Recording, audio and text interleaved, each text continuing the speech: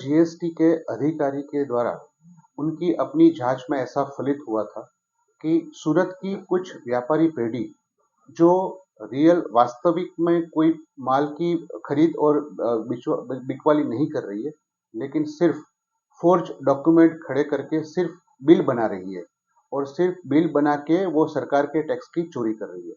ऐसी जानकारी के हिसाब से उनकी तहकीकात में ये बात को समर्थन मिला और उस हिसाब से उन्होंने यहाँ पुलिस में गुनाह दर्ज करवाया।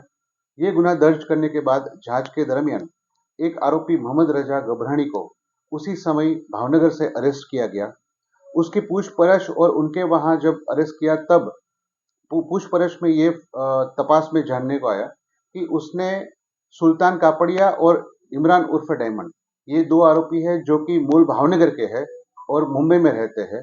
उनको उनके पास से ये पेढ़ी के कुछ सरनामे, कुछ एड्रेस लिए, बोगस भाड़ा करार और अन्य डॉक्यूमेंट, फर्जी डॉक्यूमेंट की मदद से उन्होंने पेढ़ी का गलत तरीके से रजिस्ट्रेशन करवाया और उसी पेढ़ियों के रजिस्ट्रेशन करवाने के बाद खरीदी और बेचने के गलत बिल खड़े किए और फोर्ज डॉक्यूमेंट करके उन्होंने सरकार की टैक्स की चोरी की।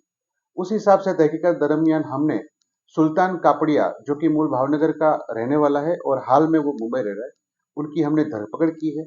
उनकी 8 अलग-अलग पेढ़ियों ने भी ये जो पूरा जो स्कैम है, उसमें उन्होंने खरीद फरोख्त की बोगस फोर्ज डॉक्यूमेंट क्रिएट करके बिल बनाए हैं और उनको अरेस्ट करके रिमांड पे है, अभी जांच चल रही है।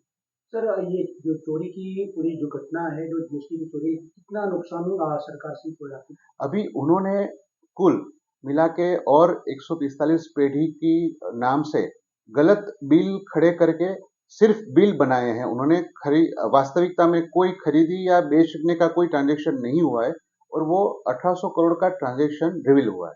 क्रेडिट लिया है क्या कुछ इस तरह का? सॉरी, कोई क्रेडिट लिया था इन्होंने जो? क्रेडिट उन्होंने उस समय 25 करोड़ का उसमें एटीसी इनपुट टैक्स क्रेडिट लिया हुआ है।